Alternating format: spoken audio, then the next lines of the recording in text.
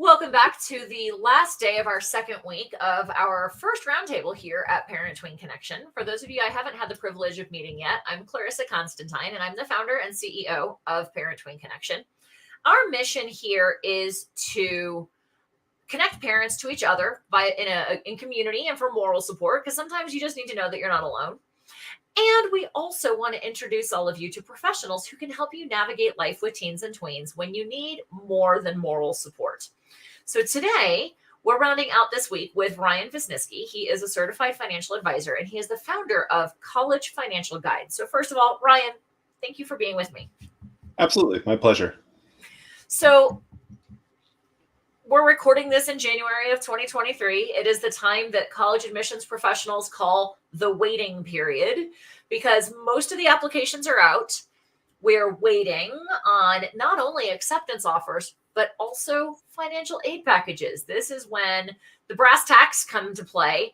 And it's really a question of can we afford to go to this place or that place? So I know you and I have talked about this concept of need-based versus merit-based. Why don't we start there? Can you define it? Give us a sense of what kinds of things go into each.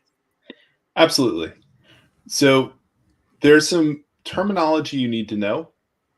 And you need to understand that as I go through this terminology, it's not exactly what it sounds like. Okay. So the first thing is what I call the cost of attendance. You can think of this like the all-in costs or the sticker price of going to a university. And that'll include your tuition, room and board, your books, your technology fees. Then they'll calculate something called an expected family contribution. It's not necessarily a real number. It's not like they say you can pay this and write a check. It's just basically it's based on your income and your assets and your child's income and assets. It's an arcane formula. It's not something you can calculate in a spreadsheet because I've tried. But they have a methodology for factoring everything together.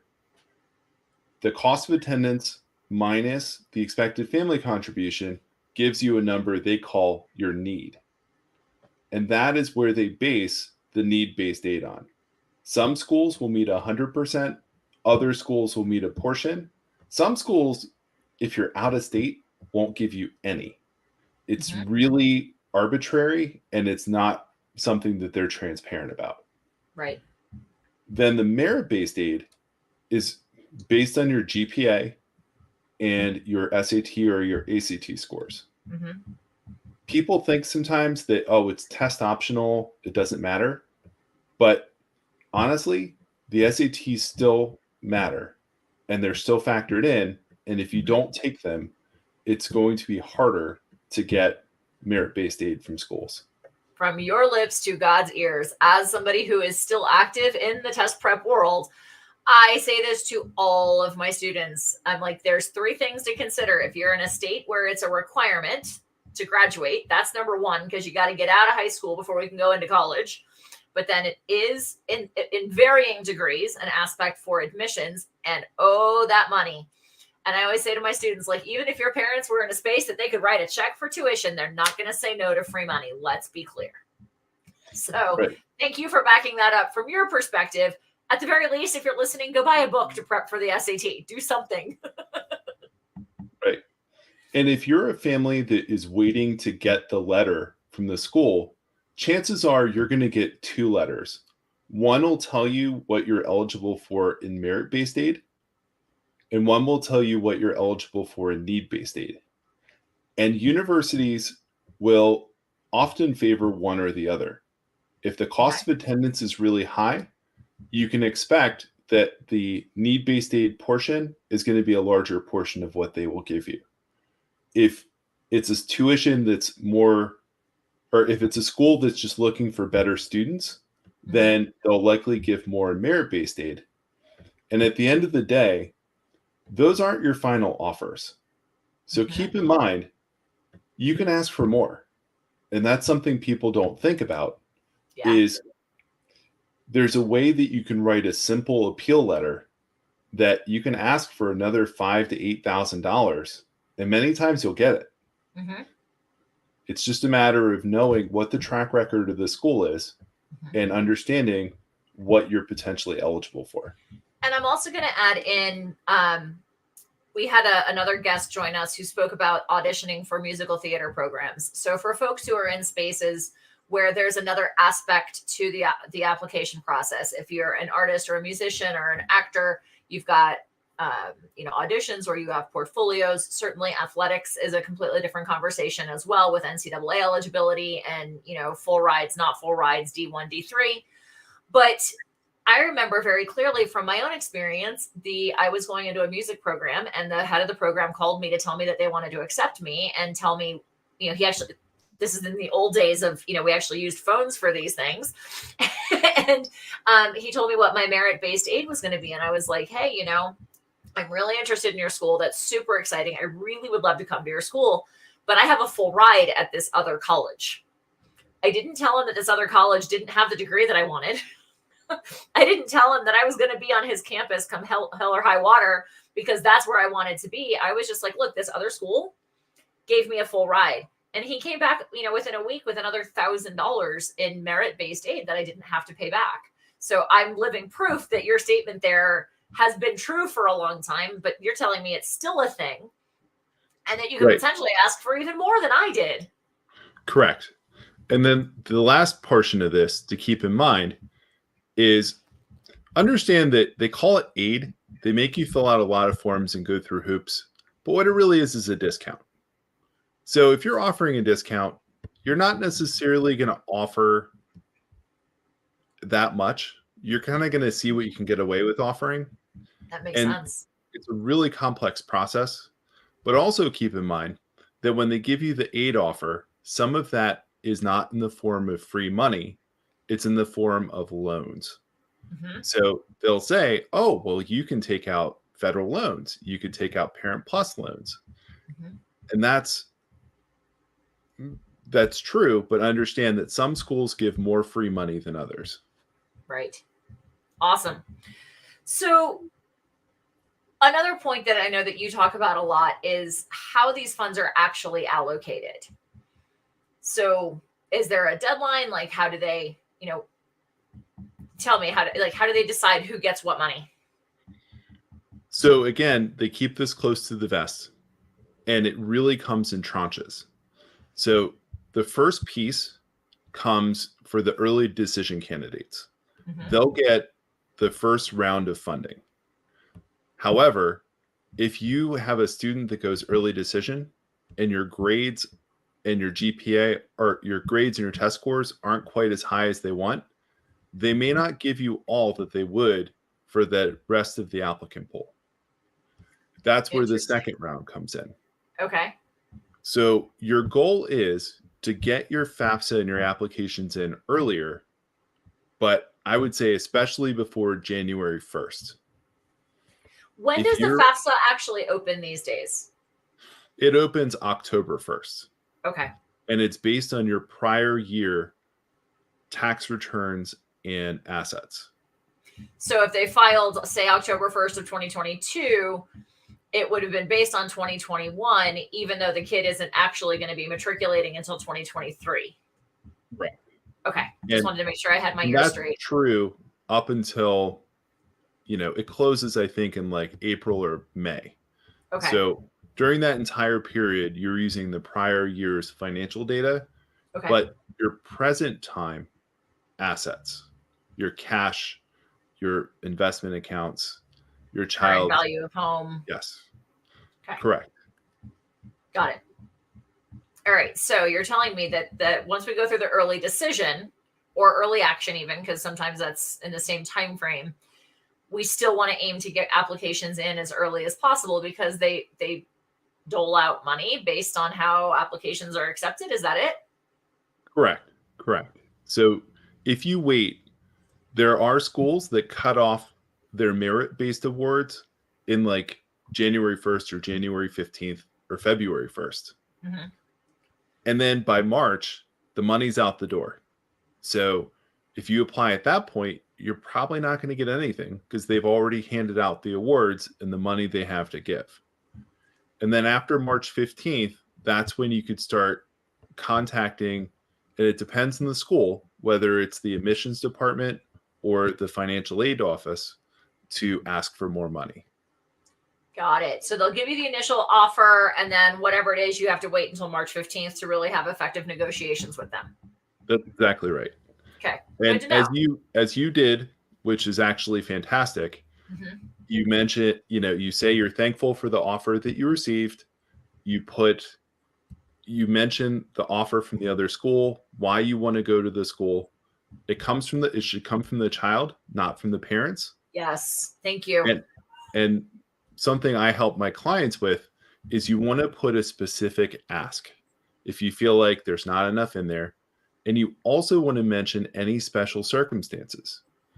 If parents are going through a divorce, if you had to pull money out of an IRA so it bumped up your taxable income, if there's like a huge set of medical bills or expenses or some other exigent circumstance, you want to make sure you talk about that and let the school know, because that could mean that your expected family contribution is way higher than reality.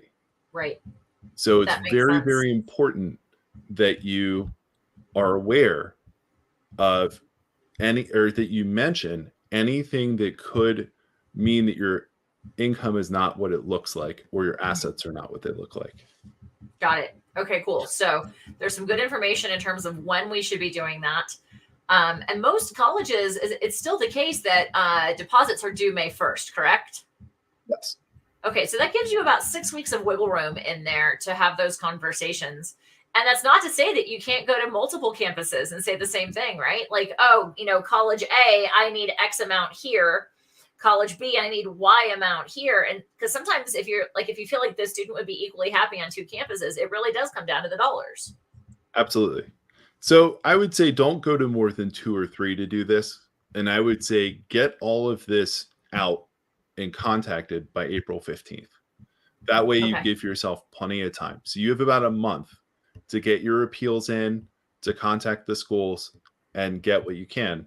But that's the kind of thing, it's just like calling your cable company after they jack up your bill by like 5 times and saying, I want the promo rate again. You don't get unless you ask. The worst they could say is no.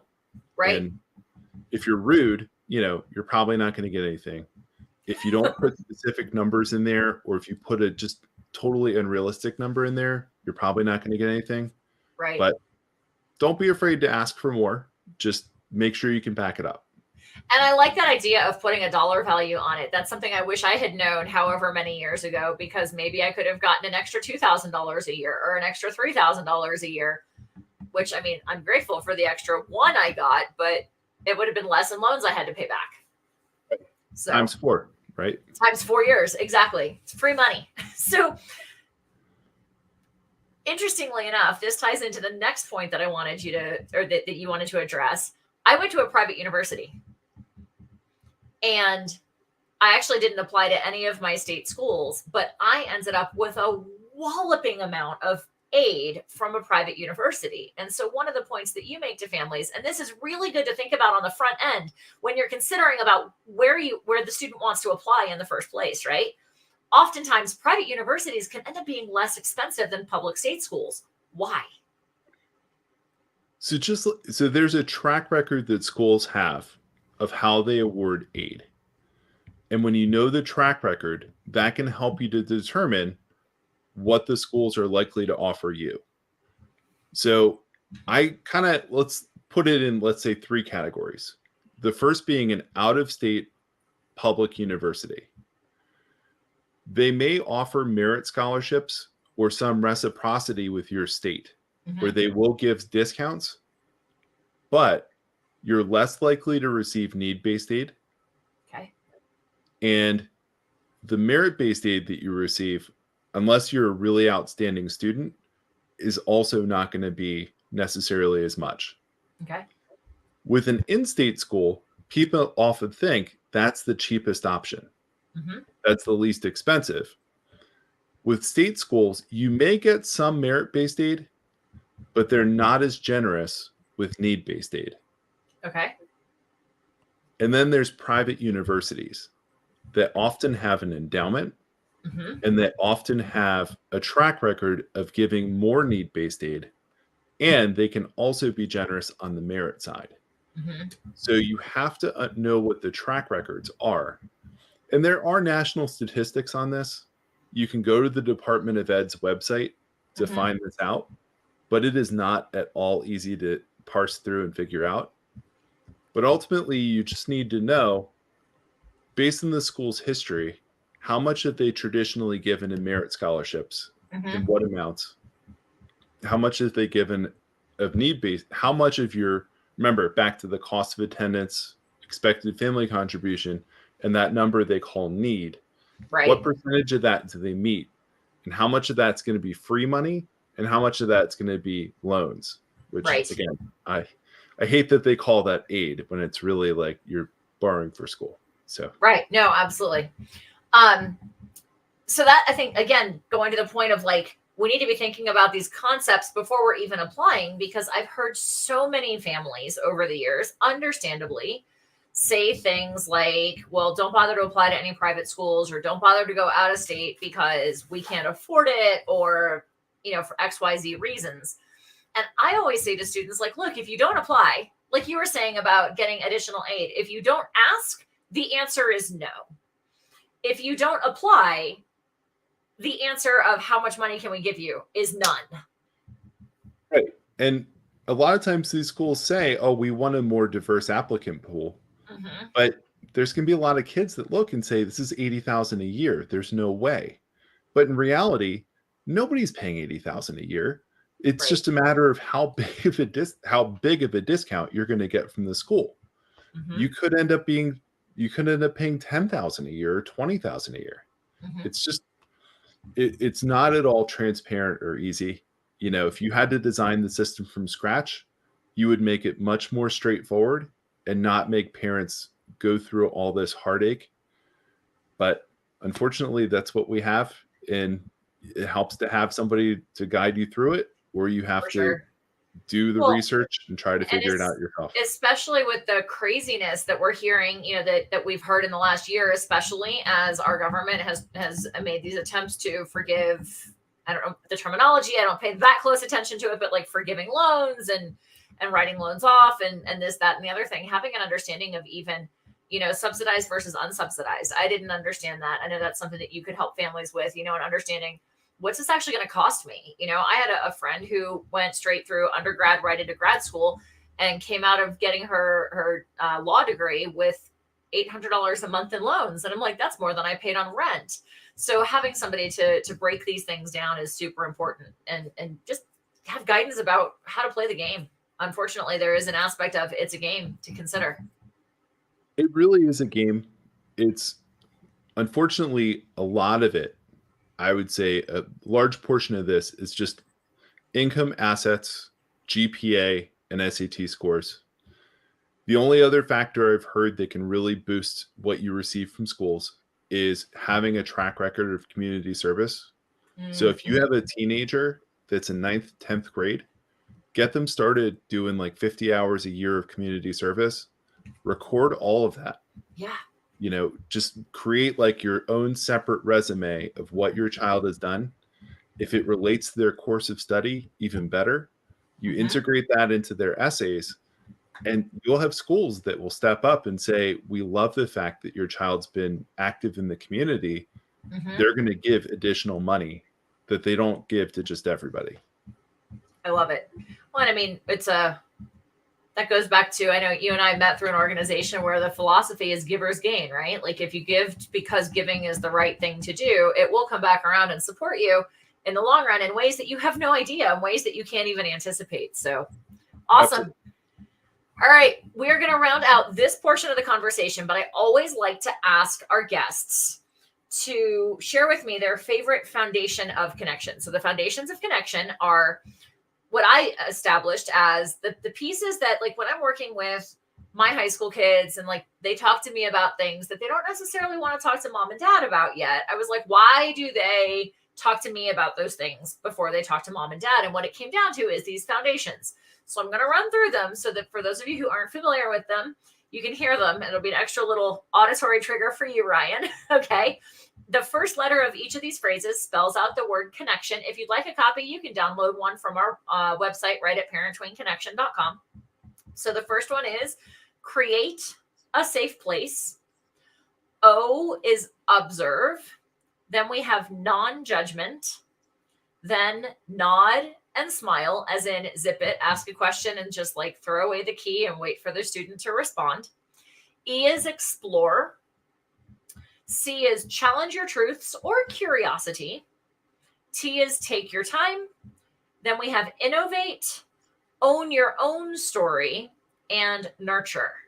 So I'm curious, which one of those pops out the most for you, either personally, Ryan, or as it relates to today's conversation? So as it relates to today's conversation, I'm going to say non-judgment. Tell me more. Listen, I wouldn't have guessed that. Yeah. So there are people that you will talk to that we started saving from the time that our child was born. We put money away all of their lives, and we were able to pay 100% of their college education, and they came out with no debt. Or they're just, they make $300,000 a year and they can write a check. Sure. Most of us start saving when our kids are little. We'll start a 529 account and we'll end up with like 10 to 20,000 in there. You know what? You're not any different, or you're not any better or worse than somebody that's writing a check for their kids. It's just a matter of, they made a different choice at a different time. Everybody's unique and different. You have, the cards are in your hand at this point. You can't change them. You just have to play what you have. Right. And whether you saved nothing, $10,000 or $100,000, your kids get their education, and you're doing the right thing by supporting them.